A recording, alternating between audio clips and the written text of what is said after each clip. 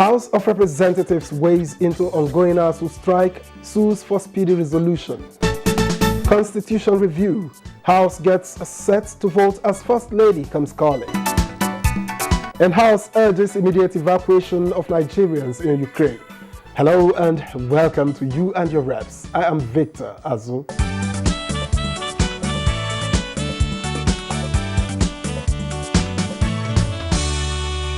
The House of Representatives has urged relevant authorities to, in the interest of students and development of the education sector, take necessary steps to bring an end to the ongoing strike by Academic Staff Union of Universities, ASUU. Now, National Assembly correspondent Lamia Ali reports that the issue was among considerations during plenary. When Representative Doze Nwankwo raised the ongoing warning strike by ASUU, lawmakers were in agreement that it is a sad development in Nigeria's tertiary education and urged quick resolution of pending issues. The Minister of Labour and Employment and ASUU to adhere to the clauses and provisions of the previous Memorandum of Understanding and Memorandum of Action in the interest of Nigerian students. The need to improve security in parts of the country was another point of rally by lawmakers when Tanko Sununu from Kebbi State and Chris Azubogu from Anambra State highlighted situations in those areas. The bandits freely operated for 2 consecutive days unhindered. They blocked the major highway passing through Koko and Yawuri for hours. Non-state actors, mostly criminals, have taken over part of Anambra State and have been killing innocent citizens. In Southeast, nobody dares to move out on a Monday. You don't. How many people have been killed in Zamfara? How many have been killed in Sokoto? How many have been killed in Kebbi and Katsina and other states? Other considerations during plenary include the first reading of 12 bills, among them a bill to establish National Rice Production Processing and Research Institute in Kebbi and a bill seeking the establishment of Federal Medical Center Bali in Taraba State, sponsored by Mubarak Abdul Salam. 7 bills were read the third time and passed, including the bill from Alphonsus Komsol for the establishment of Federal Polytechnic Shandam Plateau State, 3 bills seeking the establishment of Federal College of Health Technology Ningi, Federal University of Agriculture VUM, and National Agency for Sugarcane Production in Makarfi passed second reading. House Speaker Femi Gbajabiamila announced that voting on constitution amendment bills will hold next week. Most of them require 2/3 for passage, and some actually require even more than 2/3. So we'll need to have everybody here in their numbers. More than 55 bills are seeking amendments to some sections of the Constitution, among them a bill to grant autonomy to local governments.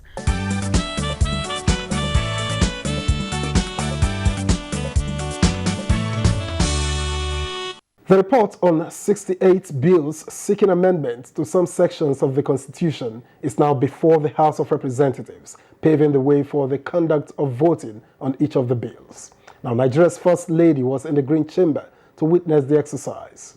Under the provision of the Constitution of the Federal Republic of Nigeria 1999 to provide for the termination of tenure of certain elected officials on account of change of a political party and for jail matters. The outcome of the much-anticipated constitution review is at hand, with the submission of the report by the Special Ad Hoc Committee. The thematic areas of the review cover national security, strengthening of institutions and reforms for the judiciary, local government and electoral matters. Some of the alterations seek power to summon the president or governor for the national and state assemblies, financial autonomy for the legislature, the judiciary and local councils, as well as independent candidature to contest elections. Bills seeking space for more women in decision-making attracted an entourage of Nigeria's First Lady Aisha Buhari to witness the laying of the report. Provide for special seat for women in National and State House of Assembly and for debt matters.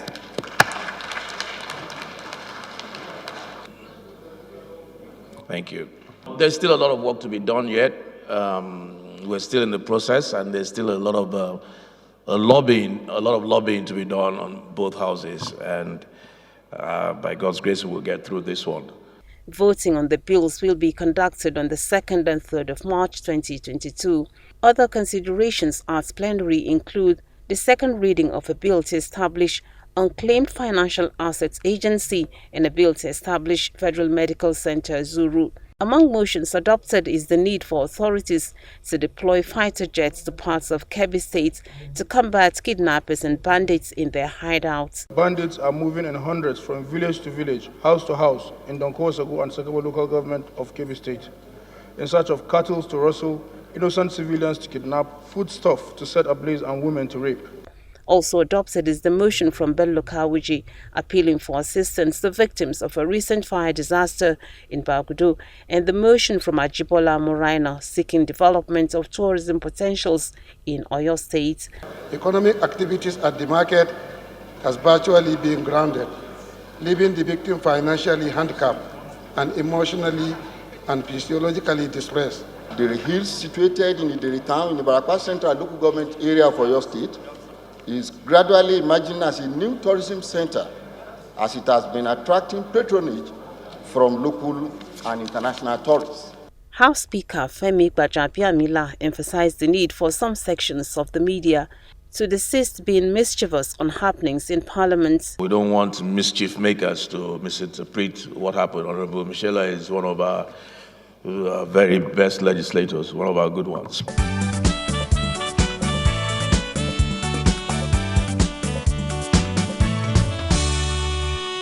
And the House of Representatives is asking for immediate evacuation of Nigerians from Ukraine in view of the conflict with Russia, which has escalated.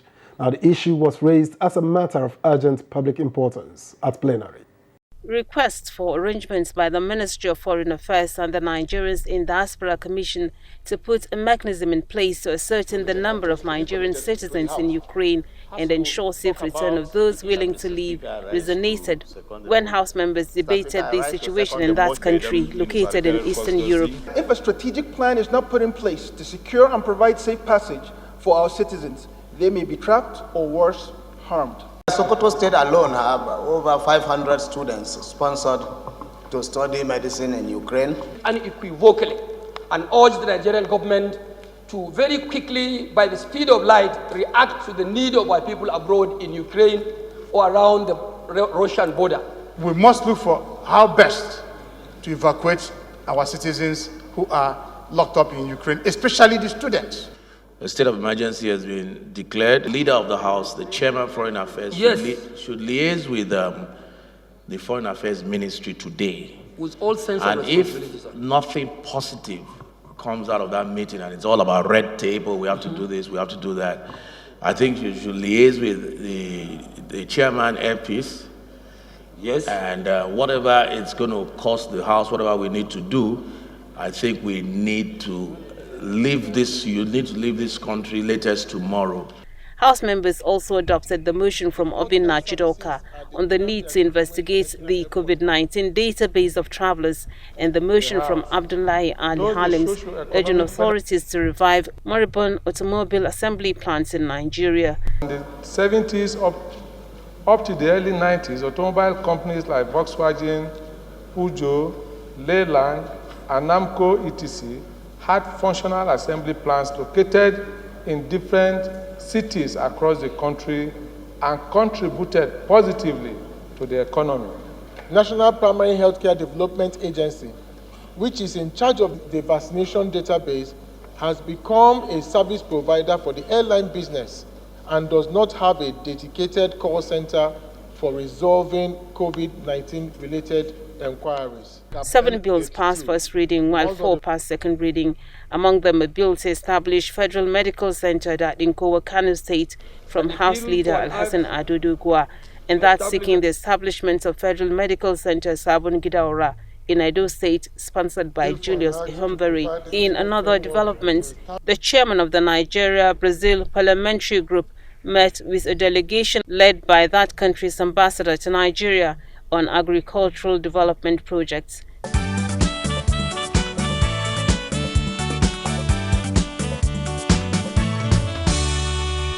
And to get a sense of the action plan with regards to evacuation of Nigerians from Ukraine, we engaged Chairman of the House Committee on Foreign Affairs, Yusuf Buba.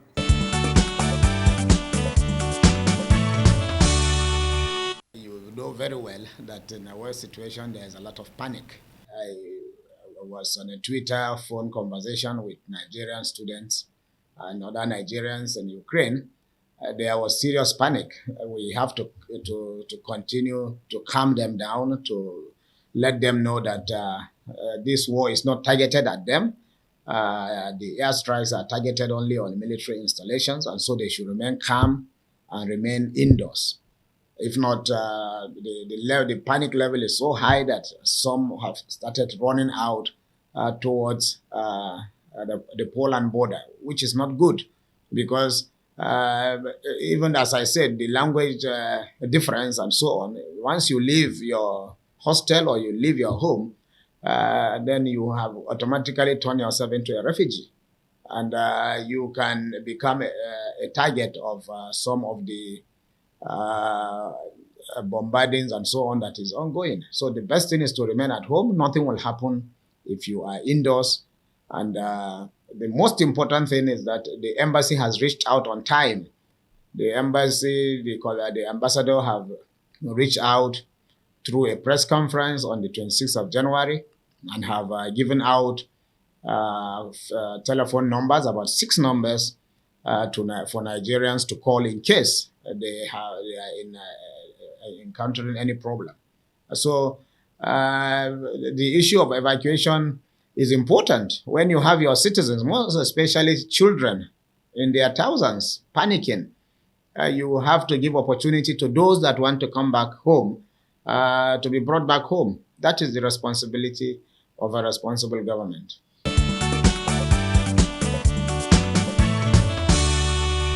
The evacuation plan is already on ground, and the Ministry of Foreign Affairs are on top of the matter. We have been communicated formally by the ministry, by the minister himself, and every plan is on ground to move in and evacuate our students. And you heard on the floor of the House, the Speaker of the House gave a tall order to say the House is ready to do anything, even if it means to sponsor some of the airlifts. And he also directed that the House leader and myself, the Chairman Foreign Affairs Committee, should immediately move to Ukraine. It's just because when we went out to make preparations for that, we were told by the ministry that the airspace has been closed. And so the government is ready and prepared to move in and bring out both students and other citizens that are willing to be brought back home.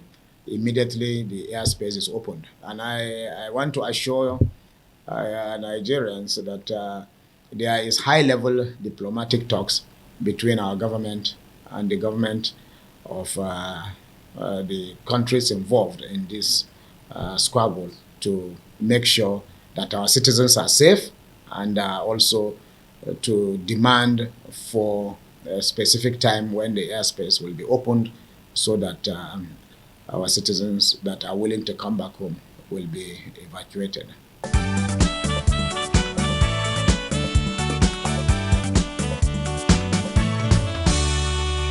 Recall could mean different things to different people, but we are of course concerned here with its parliamentary meaning.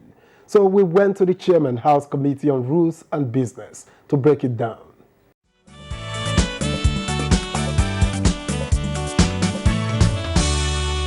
A recall is provided for, is a constitutional provision. Section 110 of the Constitution provides that when the constituency of a particular representative, either a senator, a member of the House of Representatives, or a member of the State House of Assembly, whenever the constituents in a signed petition of not less than half of the registered voters,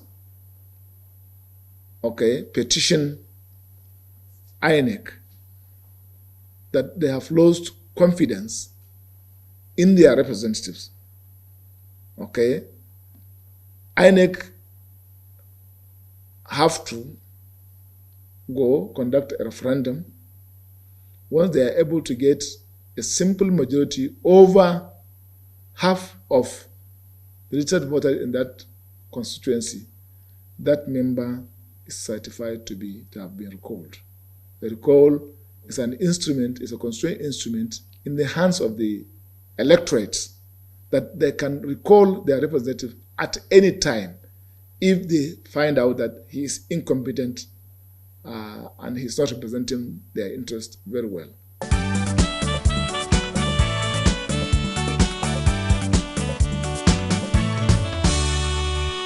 President Muhammadu Buhari has signed the Electoral Act Amendment Bill 2022 into law, expressing conviction that the act holds a lot of promise for improving Nigeria's election processes for a durable democratic culture.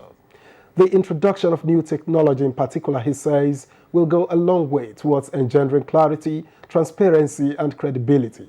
But it was not a very smooth ride with the act, which has been a subject of public discourse in recent times. So you and your reps caught up with the House of Representatives member representing Ohozara, Onitsha Ivo Federal Constituency of Ebonyi State, Makwe Livinus Makwe, to take a look at some of the issues that shaped the new act.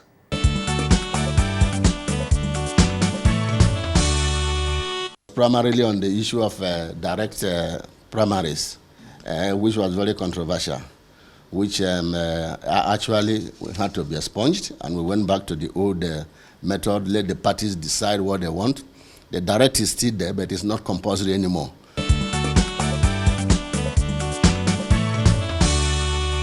We looked at it and addressed it and put it inside there for them with conditions that will be good so that it will not be abused. It's not, when they say consensus, we made it in such a way that you cannot just go and pick people and say you have done a consensus. Everybody that took part in the election process, you bought your form, you were ready to stand. If you now have a consensus, you have to put it in writing and accept that you have agreed to withdraw for so person so that there is only one single candidate and endorse that candidate. If it's not there, then it's not a consensus, the way we define it in the Electoral Act.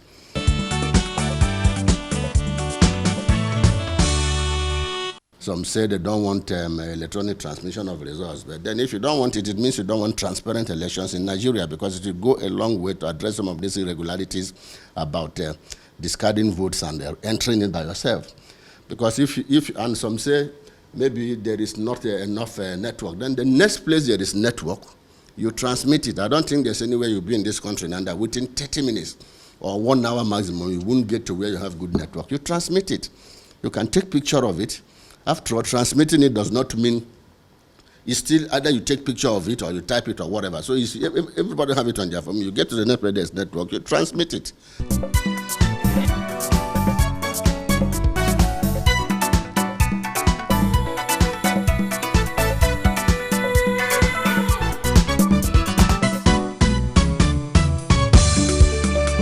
The escalating conflict between Russia and Ukraine is generating concerns, with the House of Representatives urging relevant authorities to evacuate Nigerians in Ukraine. What do ordinary Nigerians think of this? You and your reps went to the streets to find out. The level of conflict has gone to a very dangerous stage. Any reasonable country that have the interests of our citizens at hand do not even need to wait. They should immediately start making an arrangement to remove Nigeria from that place. I think they should do something very fast to bring those people, especially the students. I believe that Nigerians brought in Ukraine should be brought back home, because it's the responsibility of the government to make sure that they are safe. I think things are getting out of hand. You've seen what's going on, and it's not advisable to leave them there. I believe as a responsible government, wherever your citizens are, you should expedite action to bring them, especially in areas of conflict.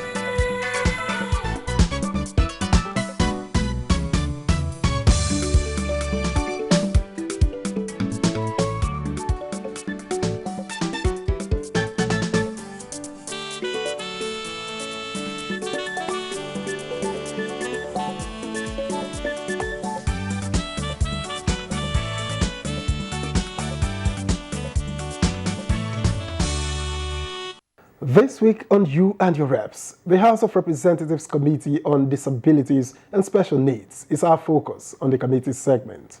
We spoke with the Deputy Chairman, Komsol Alphonsus Longgap, who brings us up to speed on the committee's engagements.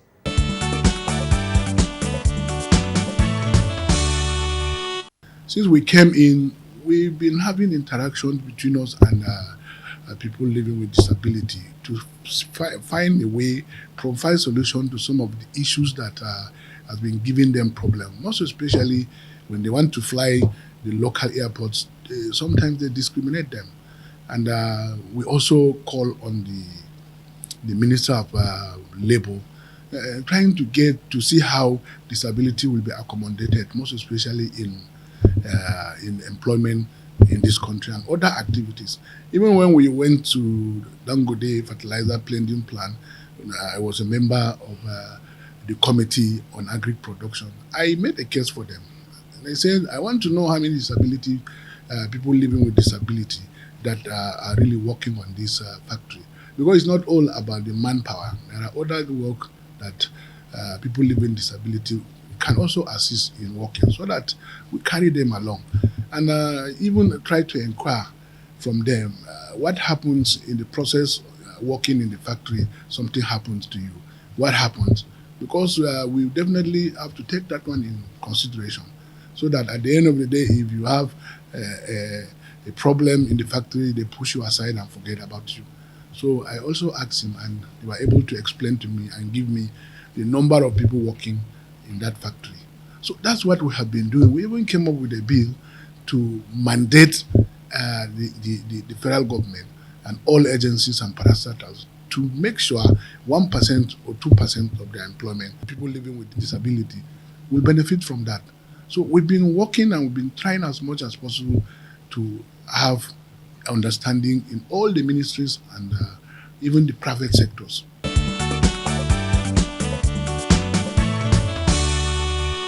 You know, we need to come up with a lot of awareness for people to understand what we are talking about. Though we have made tremendous achievement, some of the achievement, when you go to the airport now, you will see provision for people living with disability on how to get into the aircraft.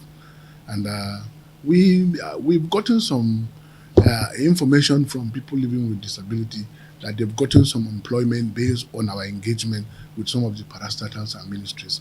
We will continue to educate Nigerians. We'll continue to convince Nigerians. It's not something that we can just get it in one day. The committee and the commission just came in not more than 2-3 years ago. And you know the impression and how our people used to take people living with disability. We must have to get into convincing people. We are organizing seminars. We're organizing gathering and meetings with people. And we've been going to some parastatal. We even invited them to come here and have discussion and make them understand what they are, what is expected of them to include people living with disability in their system.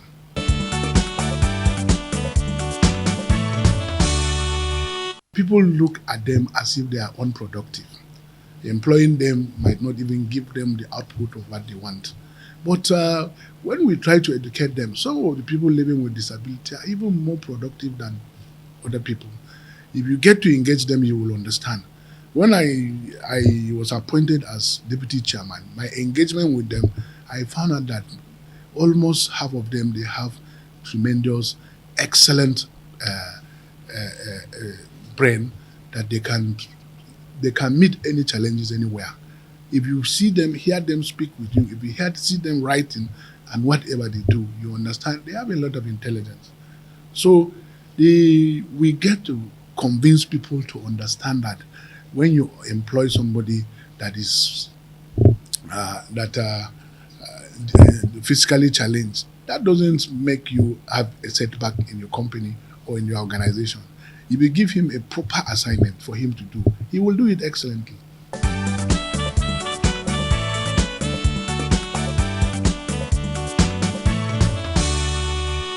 And here's wishing the House Committee on Disabilities and Special Needs the very best in its assignment.